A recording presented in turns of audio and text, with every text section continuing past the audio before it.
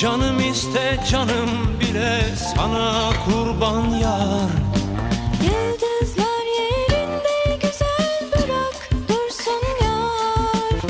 Saçlarımı ellerinde okşa yeter yar. Gönlüm senden bir şey ister, nasıl desem yar. Allah beni bulla beni al koynuna yar. Rüzgar olup ince beline sarılayım yar.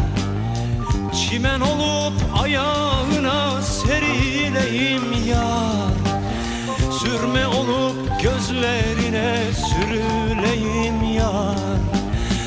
Canım iste canım bile sana kurban yar. Allah beni bulla beni al koynuna yar. Gözüm senden